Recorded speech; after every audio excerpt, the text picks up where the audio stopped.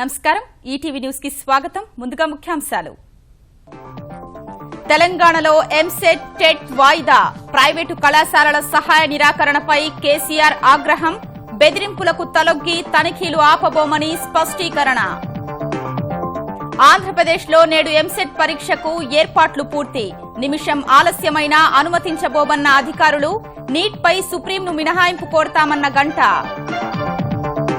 తెలంగాణలో తీవ్ర రూపం దాల్చిన కరవు పాలమూరు పల్లెల్లో పెరిగిన వలసలు పిల్లలకు పెళ్లిళ్లు చేయలేని నిస్సహాయతలో ప్రజలు కరవును ఎదుర్కోవడంపై ముఖ్యమంత్రి కేసీఆర్ మథనం నేడు అన్ని జిల్లాల కలెక్టర్లతో ఉన్నత స్థాయి సమావేశం తక్షణ ఉపశమన చర్యలపై దృష్టి అగస్టా నిందితుల్ని వదిలేది లేదన్న కేంద్రం సీబీఐ ఈడీ విచారణ జరుగుతోందని రక్షణ శాఖ ప్రకటన త్వరలో త్యాగిని ప్రశ్నించే అవకాశం ఐపీఎల్లో కోల్కతా జోరుకు ముంబై అడ్డుకట్ట 6 వికెట్ల తేడాతో జయభేరి పొలార్డ్ పరుగుల ప్రవాహం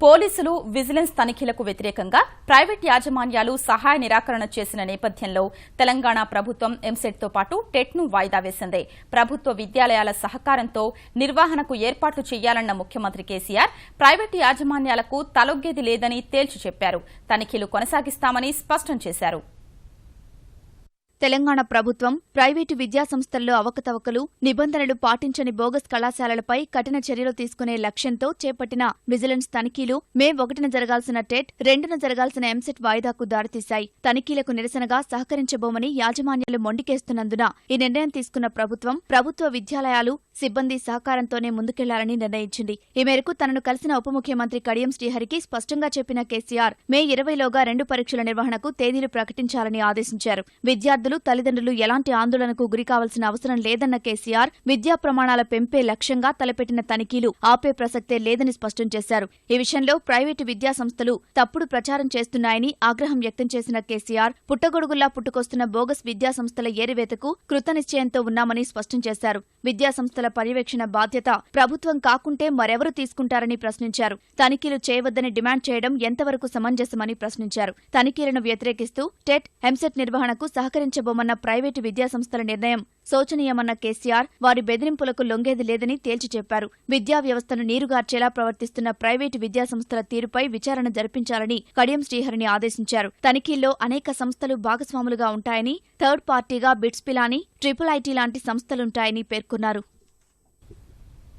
తెలంగాణలో ఉపకార వేతనాలు పొందుతున్న కళాశాలల్లో పోలీసులతో తనిఖీలు చేయడాన్ని నిలిపేస్తూ హైకోర్టు మధ్యంతర ఉత్తర్వులు జారీ చేసింది ప్రభుత్వ నిర్ణయాన్ని సవాల్ చేస్తూ హైకోర్టును ఆశ్రయించిన 5 కళాశాలలు తనిఖీలకు విద్యా హక్కు చట్టం ప్రకారం ఏర్పడిన ప్రత్యేక సంస్థ ఉండగా పోలీసుల్ని దించడం సరికాదని ఆక్షేపించారు కొన్ని కళాశాలలు తప్పు చేస్తే అందరినీ వేధించడం పద్ధతి కాదని న్యాయస్థానంలో వాదించారు దీనిపై స్పందించిన హైకోర్టు విద్యాశాఖాధికారులపై నమ్మకం ఉంచకుండా పోలీసులతో తనిఖీలు చేయించడమే ఏంటని ప్రశ్నించింది పోలీసులు కళాశాల ఆవరణలో తిరుగుతూ ఉంటే విద్యార్థులపై ఎలాంటి ప్రభావం కనిపిస్తుందో ఆలోచించారా అని నిలదీసింది ప్రభుత్వం తన నిర్ణయాన్ని ఎలా సమర్థించుకుంటారో తెలపాలంటూ విచారణను ఇవాళ్టికి వాయిదా వేసింది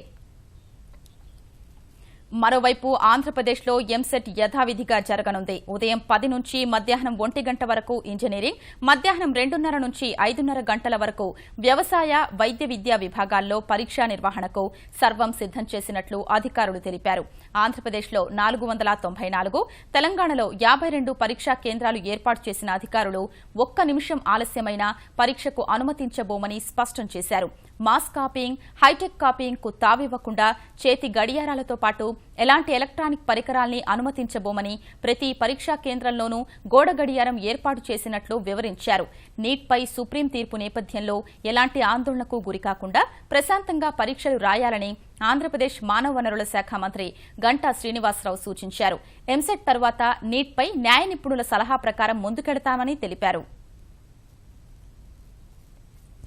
నీట్ అనేది మళ్ళీ రేపు ఎగ్జామినేషన్ రాయాలా వద్దా అనేది కొంత క్లారిఫికేషన్ తీసుకుని మళ్ళీ అది ఇన్ఫార్మ్ చేస్తాం బట్ ఈలోపు మాత్రం ఖచ్చితంగా అందరూ ఎంసెట్ రాయాలి మనకి ఎస్పెషల్లీ మనకైతే కాన్ఫిడెంట్గా ఉన్నాం మనం ఎందుకంటే మన దగ్గర ఈ ప్రెసిడెన్షియల్ ఆర్డర్ 371D ఉంది కాబట్టి ఖచ్చితంగా రేపు ఎగ్జామినేషన్ రాసిన తర్వాత మళ్ళీ మనం కోర్టులో అప్పీల్ చేసుకొని ఈ నీట్కి సంబంధించిన ఎగ్జామినేషన్ కూడా తీసుకోవడానికి అవకాశం ఉంటుంది. రాష్ట్రంలో కరవు ఎండల తీవ్రతపై తెలంగాణ ముఖ్యమంత్రి కేసీఆర్ ఇవాళ సమీక్షించనున్నారు.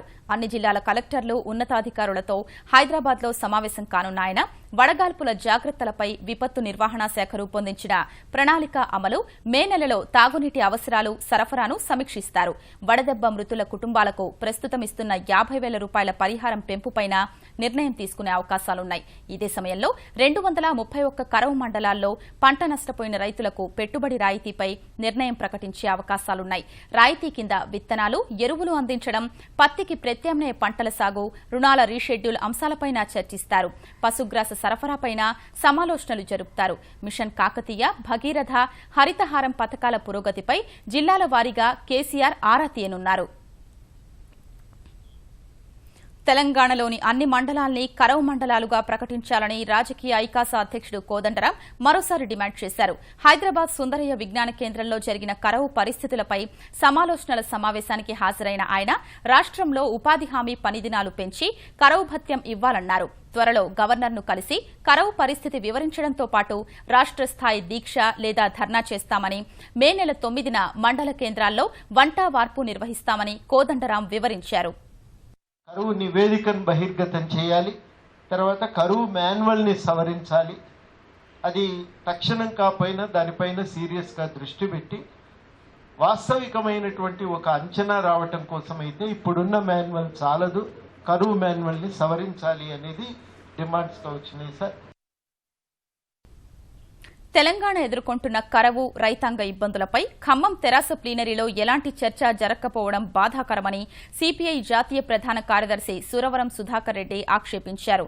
వచ్చే నెల 5, 6 తేదీల్లో కరవు సహాయ దినాలుగా పాటించాలని కోరుతూ హైదరాబాద్ మగ్దూం భవన్లో గోడ పత్రికను ఆవిష్కరించిన ఆయన కరవు సహాయక చర్యలపై రాష్ట్ర ప్రభుత్వ చర్య నిరసిస్తూ మే 6న ఇందిరా పార్క్ వద్ద సామూహిక ధర్నా నిర్వహించనున్నట్లు వెల్లడించారు. 2019లో బంగారు తెలంగాణ తెస్తామంటున్న కేసీఆర్ ముందుగా గ్రామాల నుంచి వలసల్ని అరికట్టేందుకు ఏం చేస్తారో చెప్పాలని డిమాండ్ చేశారు. జనానికి గ్రామాల్లో నీళ్లు లేక మైళ్ల తరబడి పోతున్నారు, తిండి లేక వలసపోతున్నారని చెప్పి అనేక పత్రికల ద్వారా చాలా వివరాలు వస్తాయి. వలసలను నివారించేందుకు గాను ఏర్పాటు చేసినటువంటి జాతీయ ఉపాధి హామీ పథకాన్ని సక్రమంగా అమలు జరపనందువల్లనే ఈ మండు వేసవిలో లక్షల సంఖ్యలో ప్రజలు వలసపోయేటువంటి పరిస్థితి ఏర్పడుతుంది. ఈ దశలో బంగారు వద్దు, వెండి వద్దు. ఈ బంగారు, వెండి ఎవరికి వస్తాయో, ఎవరి ఇళ్లలో దూరుతాయో అందరికీ తెలుసు. తెరాస ప్లీనరీలో చేసిన తీర్మానాలు ప్రజలకు, వాస్తవాలకు చాలా దూరంగా ఉన్నాయని తెలుగుదేశం తెలంగాణ పోలిట్ బ్యూరో సభ్యుడు రావుల చంద్రశేఖర్ రెడ్డి ఆరోపించారు. రాష్ట్రంలో ప్రజలు ఎదుర్కొంటున్న కరవు, ఇతర సమస్యలపై ప్లీనరీలో కనీసం చర్చించలేదని హైదరాబాద్ పార్టీ కార్యాలయంలో ఆవేదన వ్యక్తం చేసిన ఆయన కరవు ఎదుర్కొనేందుకు కేంద్రం ఇచ్చిన నిధుల్ని ఖర్చు చేయట్లేదని ఆరోపించారు. రైతుల పరిస్థితి దయనీయంగా మారిందని, కరవు ప్రాంతాల్లో నిర్బంధంగా వసూలు చేస్తున్న ఆస్తి పన్నుల వసూళ్లను తక్షణమే నిలిపేయాలని రావుల డిమాండ్ చేశారు.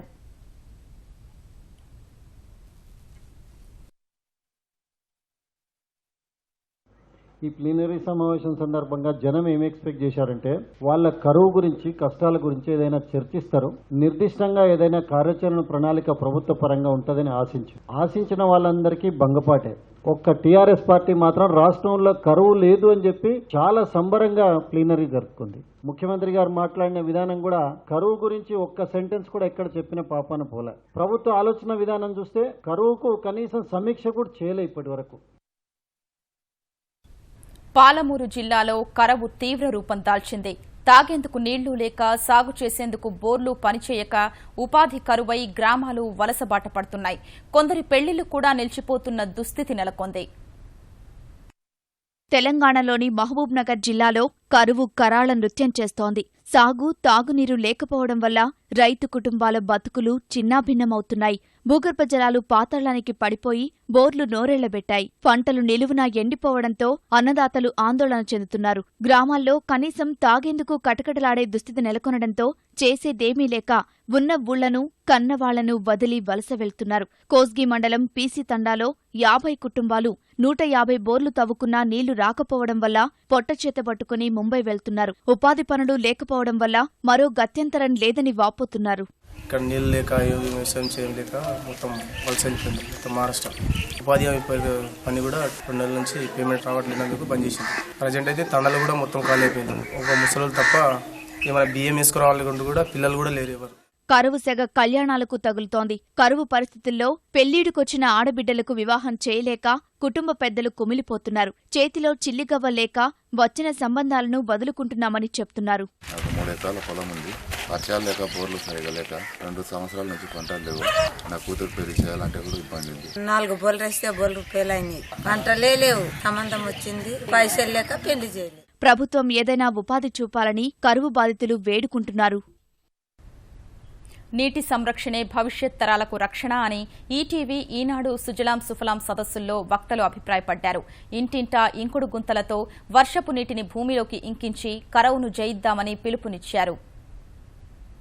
ప్రమాద ఘంటికలు మోగిస్తున్న నీటి ఎద్దడి నివారణపై అవగాహనే లక్ష్యంగా తెలుగునాట ఈటీవీ ఈనాడు సుజలాం సుఫలాం సదస్సులు సాగుతున్నాయి. హైదరాబాద్ నేరెడ్మెట్లో నిర్వహించిన సదస్సుకు భాజపా ఎమ్మెల్సీ రామచంద్రరావు, బల్దియా కమిషనర్ జనార్దన్ రెడ్డితో పాటు అధికారులు, స్థానిక కార్పొరేటర్లు హాజరయ్యారు. ఇంకుడు గుంతల నిర్మాణంతోనే నీటి కొరత ఎదుర్కోవచ్చన్న వక్తలు బహిరంగ ప్రదేశాల్లో కాలనీ వాసులు ముందుకు రావాలని కోరారు. ఈ విషయంలో ఈటీవీ ఈనాడు చొరవను అభినందించారు. ఉన్న కొద్ది రేంజ్ లోనే మన భవిష్యత్తుని తీర్చుకోవచ్చు. దానికి ఒకటే ఒక ఉదాహరణ ఇజ్రాయిల్. అంటే ఆ ఎడారి, అది వానలు చాలా తక్కువ పడతాయి, కానీ పడ్డ వానని వాళ్ళు మేనేజ్మెంట్ చేసుకుంటారు. డ్రిప్ తోనే వాళ్ళు ఇరిగేషన్ చేస్తారు. మనకు ఇన్ని నదులు, ఇన్ని జలాలు ఉన్నప్పటికీ కూడా మన సస్యశ్యామలం ఎందుకు ఉండలేము అనే ఆలోచన మనందరం చేయాల్సిన అవసరం ఉంది. హైదరాబాద్ లాంటి ఏ నగరంలో కూడా ఎంత వర్షం పడ్డా roof top cement concrete, drains, road cement concrete, ఎక్కడ మట్టి లేదు. అంటే మన దగ్గర డబ్బులు ఉన్నాయి, బ్యాంక్ అకౌంట్ లేదు, అకౌంట్లో డబ్బులు వేసుకోవడానికి ప్లేస్ లేదు. అట్లాంటి పరిస్థితిలో మనం ఇప్పుడు ఉన్నాం. కాబట్టి దప్పికైనప్పుడు మాత్రమే బావి దోవేటువంటి పరిస్థితి వచ్చినప్పటికీ అప్పుడన్నా దోవడం బెటర్. ఆ తర్వాత వచ్చే కాలంలోనే ఉపయోగపడుతుంది. ఇప్పుడు ఉన్నటువంటి నిబంధనల ప్రకారం 300 స్క్వేర్ యార్డ్స్ దాటినటువంటి ప్రతి ఇంటికి కూడా బిల్డింగ్ ప్లాన్ లో మల్టీ స్టోరీడ్ గానీ మిగతా వాళ్ళు గానీ చేయాలని నిబంధన పెట్టాం. ఈ మధ్య కాలంలో తారక రామారావు గారు కూడా ఏం చెప్పారంటే అది 300 ఎందుకండి, దాన్ని 100 కూడా చేసేద్దాం. అంటే 100 గజాల కంటే ఎక్కువ కట్టుకునే వాళ్ళు కూడా చిన్నది కట్టుకుంటారు. పోనీ ఎంతో ఇంతో అంటే ఇప్పుడు ప్రతిపాదనలు పంపించాం. ఈ రోజు రేపు జీవో కూడా అమెండ్ అయ్యి వచ్చేటువంటి అవకాశం ఉంది. ఒంగోలు తోబ్రగుంటలో నిర్వహించిన సుజలాం సదస్సులో ప్రజాప్రతినిధులు, అధికారులు, మహిళలు, విద్యార్థులు జల సంరక్షణ ప్రతిజ్ఞ చేశారు. తమ పరిధిలో భారీగా ఇంకుడు గుంతలు తవ్విస్తామని ఎమ్మెల్యే జనార్దన్ తెలిపారు. టౌన్ లో ఒక 60,000, అదేవిధంగా 2 మండలాల్లో 20,000 లక్ష ఇంకుడు గుంటలు టార్గెట్ ప్రకారంగా ప్లాన్ చేసి ప్రతి ఇంటికి కూడా మనం ఇంకుడు గుంట తీసుకునేటట్టుగా సంబంధించిన డిపార్ట్మెంట్ వాళ్ళకు కూడా నేను తెలియజేస్తున్నాను. సమాజ హితం కోసం ఈటీవీ ఈనాడు చేపట్టిన జల సంరక్షణ ఉద్యమంలో అంతా భాగస్వాములు కావాలని ఎమ్మెల్సీ ముద్దు కృష్ణమనాయుడు చిత్తూరు జిల్లా పుత్తూరులో నిర్వహించిన సుజలాం సుఫలాం సదస్సులో పిలుపునిచ్చారు. హైయెస్ట్ నెంబర్ 50 లక్షల మంది కార్యకర్తలు ఈ పార్టీకి ఉన్నారు. ఒక్కొక్కడు ఒక గుంత దవ్వితే కూడా 50 లక్షల గుంతలు దవ్వచ్చు. యుద్ధ ప్రాతిపదిక మీద మనం చేసి రామోజీరావు గారి యొక్క కళలు పండించాలని చెప్పని చంద్రబాబు నాయుడు రచించే విధంగా మనం కరువు మీద యుద్ధం చేసి దాన్ని వెళ్లగొట్టాల. తూర్పుగోదావరి జిల్లా గోకవరంలో నిర్వహించిన సదస్సులో భూగర్భ శాస్త్ర నిపుణులు, విద్యావేత్తలు జల సంరక్షణ ఆవశ్యకతను వివరించారు. తెలంగాణ ప్రభుత్వం ప్రతిష్టాత్మకంగా తీసుకున్న పాలమూరు రంగారెడ్డి ఎత్తిపోతల పథకానికి సంబంధించిన 6 ప్యాకేజీల పనులకు నేడు శంకుస్థాపన జరగనుంది. గతేడాది జూన్ 11న ముఖ్యమంత్రి కేసీఆర్ ఈ పథకం పైలాన్ ఆవిష్కరించగా ఇవాళ నీటిపారుదల శాఖ మంత్రి హరీష్ రావు 6 ప్యాకేజీల పనులకు శ్రీకారం చుట్టనున్నారు. మొత్తం 18 ప్యాకేజీలకు టెండర్ల ప్రక్రియ పూర్తవగా ఒప్పందాలకు గుత్తేదారులు సమయం కోరినట్లు తెలుస్తోంది. ఈ ప్రక్రియను ముందుకు తీసుకెళ్తూనే సీజన్ వృధా కాకుండా పనులు ప్రారంభించాలని నీటిపారుదల అధికారులు నిర్ణయించారు. శ్రీశైలం వెనుక జలాల్ని కొల్లాపూర్ సమీపంలోని నార్లాపూర్ మీదుగా ఎత్తిపోయడం ద్వారా మహబూబ్ నగర్, రంగారెడ్డి, నల్గొండ జిల్లాలకు సాగునీరు అందించాలన్నది పాలమూరు ప్రధాన లక్ష్యం. ఆంధ్రప్రదేశ్లోని చదువుకుంటున్న పిల్లలకు దేశం మొత్తం ఉద్యోగాలు రావాలని ముఖ్యమంత్రి చంద్రబాబు అభిలషించారు. విజయవాడలో జరిగిన పీఆర్టీయూ సదస్సుకు హాజరైన ఆయన ఉపాధ్యాయులే విద్యార్థుల్ని మేధావులుగా మార్చగలరని అన్నారు. ఎన్ని ఆస్తులున్నా చదువుకు సాటిరావన్న బాబు ఆంధ్రప్రదేశ్లో చిన్నారుల చదువు కోసం ఎన్ని నిధులైనా ఖర్చు చేస్తామని చెప్పారు. ఉపాధ్యాయుల సమస్యలు పరిష్కరించేందుకు కృషి చేస్తామన్న చంద్రబాబు వారు కోరుకున్న చోటే ఇళ్లు కట్టించే అంశాన్ని పరిశీలిస్తున్నామని తెలిపారు. ప్రత్యేక ఉపాధ్యాయుల నోషనల్ ఇంక్రిమెంట్లు పెంచుతామని చెప్పారు. ఉపాధ్యాయులంతా జల సంరక్షణ ఉద్యమంలో భాగస్వాములై 10 లక్షల ఇంకుడు గుంతలు తవ్వించాలని బాబు సూచించారు. రేషియో చూస్తే భారతదేశంలో మనం number 1. Yoga, sports, Kuchipudi, extra curricular activities schools లో రావాలి. ఈరోజు స్కూల్స్ లో లైవ్ లేకుండా పోయింది. ప్రైవేట్ స్కూల్స్ మరి వాళ్ళందరినీ 24 గంటలు పెట్టి క్రియేటివిటీ పోయింది, సెన్సిటివిటీ పోయింది. చాలా వరకు ఈ పిల్లలు చూస్తే వాళ్ళు కంఠాపాఠం చెప్పేది తప్ప ట్రాక్ మారిస్తే ఏమి చెప్పని పరిస్థితి వచ్చింది. అన్ని స్కూల్లో ఇన్ఫ్రాస్ట్రక్చర్ మొత్తం పూర్తి చేసే బాధ్యత ఈ ప్రభుత్వం తీసుకుంటాం. తెలంగాణలో పారిశ్రామికాభివృద్ధి మానవీయ కోణంలో జరగాలనేదే తెరాస ప్రభుత్వ లక్ష్యమని పరిశ్రమల శాఖ మంత్రి కేటీఆర్ తెలిపారు. పరిశ్రమల శాఖపై సమీక్ష నిర్వహించిన ఆయన తెలంగాణలో పరిశ్రమల అభివృద్ధికి తీసుకుంటున్న చర్యల్ని తెలుసుకున్నారు. వేర్వేరు రాష్ట్రాలు అమలు చేస్తున్న ఉత్తమ విధానాల్ని అధ్యయనం చేసి మెరుగైన ఫలితాలు సాధించాలన్న కేటీఆర్ తెలంగాణకు పెట్టుబడిదారులను ఆకర్షించేందుకు ప్రత్యేక విభాగాన్ని ఏర్పాటు చేయాలని అధికారులకు సూచించారు. కొత్త పరిశ్రమల్ని ఆకర్షిస్తూనే ఉన్న పరిశ్రమల్ని కాపాడుకోవడం, అభివృద్ధి చేయడం ముఖ్యమని ఈ దిశలో చర్యలు చేపట్టాలని ఆదేశించారు. పారిశ్రామిక వర్గాలతో నిరంతర సంప్రదింపుల కోసం పటిష్ట విధానం రూపొందించాలని, అసోచాం, ఫిక్కీ, డిక్కీ సంస్థలతో కలిసి పనిచేయాలని సూచించారు. చేనేత కార్మికుల కష్టానికి తగిన ప్రతిఫలం లభించే విధంగా చూడాలని, పరిశ్రమల్లో వస్తున్న నూతన మార్పులపై వారికి అవగాహన, శిక్షణ కల్పించాలని చెప్పారు. పాకిస్తాన్కు F-16 యుద్ద విమానాలు విక్రయించాలన్న అమెరికా ప్రభుత్వ నిర్ణయంపై అక్కడి చట్టసభల్లో తీవ్ర ఆందోళన వ్యక్తమవుతోంది. తీవ్రవాద నిరోధం కోసం F-16 విమానాల్ని విక్రయిస్తున్నప్పటికీ పాక్ వాటిని భారత్పై ప్రయోగించే అవకాశం ఉందని అమెరికా చట్టసభల సభ్యులు అభిప్రాయపడ్డారు. పాక్ ఆఫ్ఘనిస్తాన్ వ్యవహారాలపై జరిగిన అమెరికా కాంగ్రెస్ ఉపసంఘం సమావేశంలో ఈ మేరకు కాంగ్రెస్ సభ్యులు ఆందోళన వ్యక్తం చేశారు. పాకిస్తాన్కు F-16 యుద్ద విమానాల్ని విక్రయించాలన్న నిర్ణయాన్ని పునః పరిశీలించాలని అధ్యక్షుడు బరాక్ ఒబామాకు విజ్ఞప్తి చేశారు. అమెరికా జంట టవర్లపై దాడి తరువాత తీవ్రవాద నిరోధం కోసం పాకిస్తాన్కు భారీగా ఆర్థిక సాయం చేస్తున్న వారిని కట్టడి చేయడంలో ఆ దేశం విఫలమైందని పేర్కొన్నారు. అగస్టా వెస్ట్లాండ్ హెలికాప్టర్ల కుంభకోణం కేసులో నిందితులు ఎంతటి వారైనా వదిలే ప్రసక్తే లేదని కేంద్రం స్పష్టం చేసింది. ఈ కేసులో అవినీతే ప్రధానాంశమన్న కేంద్రం తప్పు చేసిన వారిని చట్టం ముందు నిలబెడతామని పేర్కొంది. ఆంగ్లో ఇటాలియన్ సంస్థ అయిన అగస్టా వెస్ట్లాండ్ యూపీఏ హయాంలో నిషిద్ధ జాబితాలో లేదని, ఎన్డీఏ అధికారంలోకొచ్చాకే ఆ సంస్థపై నిషేధం విధించామని రక్షణ శాఖ ఓ ప్రకటనలో తెలిపింది. ఈ కేసుపై సీబీఐ, ఎన్ఫోర్స్మెంట్ డైరెక్టరేట్ పూర్తిస్థాయి విచారణ జరుపుతున్నట్లు తెలిపింది. ఒప్పందంలో మధ్యవర్తులుగా భావిస్తున్న కార్లో జెరోసా, గైడో హష్కేరాల్ఫ్, క్రిస్టియన్ మైఖెల్ జేమ్స్ ను అరెస్ట్ చేసి భారత్ కు తీసుకొచ్చే ప్రయత్నాలు మొదలుపెట్టామని, 2 సార్లు రెడ్ కార్నర్ నోటీసులు కూడా జారీ చేశామని పేర్కొంది. ఈ వ్యవహారంలో భారత వాయుసేన మాజీ అధిపతి ఎస్పీ త్యాగికి కూడా సమన్లు జారీ చేసే అవకాశాలున్నాయి. ఈటీవీ న్యూస్ సమాప్తం. నమస్కారం.